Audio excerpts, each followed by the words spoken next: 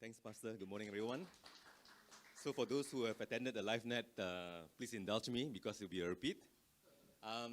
We had a wonderful time of just honest sharing last Friday. And I basically shared this with the group and the pastor, more to encourage him.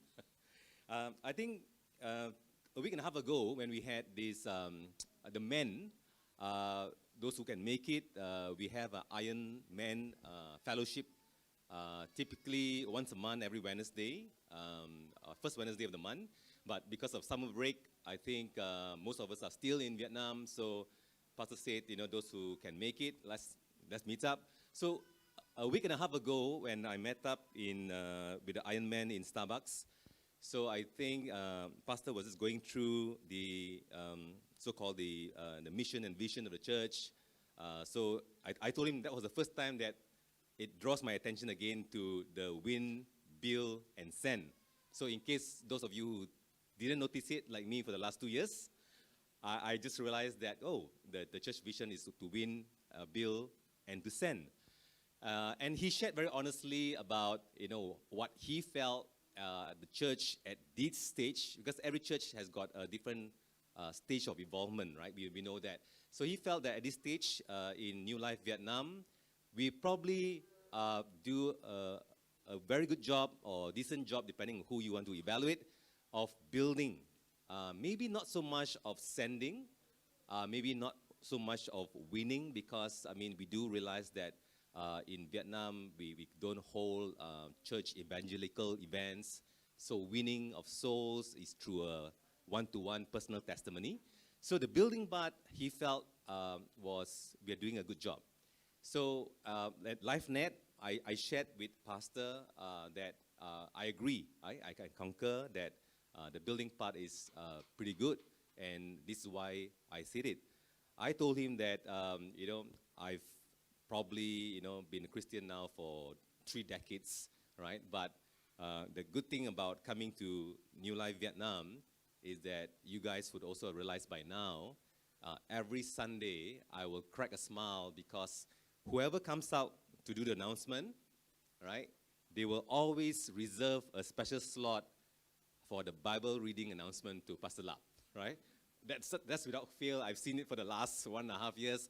He will come in diligently, reminding, encouraging everyone, read your Bible. Previous year, it was a different app. Then we went into a different so-called series of app to download, whether it's 90 days, 1 year, 2 years, or 3 years, right? So I noticed he does it diligently. So I took up, this year I took up I wouldn't say it's challenge. I basically heeded, right, to the call of the pastor. Okay, let's sign up. I signed up for the 2 years plan, by the way. And I told him that as I was reading the Bible again, right, to the rhythm plan, I realized that I must have skipped some in the 30 years that I've been a Christian, right? Because when you go through some of the pages and the chapters in Leviticus, it's so unfamiliar, right? But so just to share, it is good to basically pick up again and inculcate the habit. You never know how the Lord will reveal to you in your quiet time as you do your daily devotion. So that's one part of it. And the other thing that I told Pastor and the rest of the LiveNet is, coming to Vietnam, and when we had that series, I met Jesus, right? I think some of you would have seen in the YouTube. There's a wonderful, wonderful red chair that is waiting for you, right, to share your story.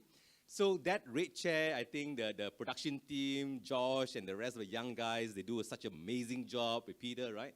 So they put you there and basically ask you to share your personal testimony.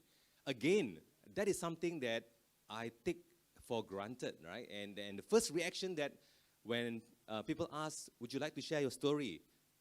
There's nothing to share, Pastor. It's very dull, it's very boring, nothing dramatic, right? And that's the truth. Unless you had such a wonderful, charted past, right? Then you got transformed, and now you are a great preacher. So maybe that's a fantastic testimony, right? So I told Pastor it's a very normal testimony whereby I just accepted the Lord through a chain of events.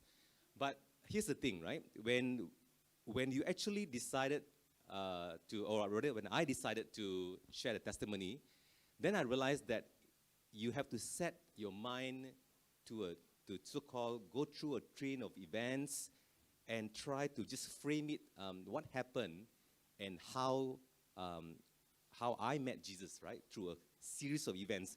So even though it may not be dramatic, if you haven't heard my testimony, please go to the YouTube. There's a small advertisement here.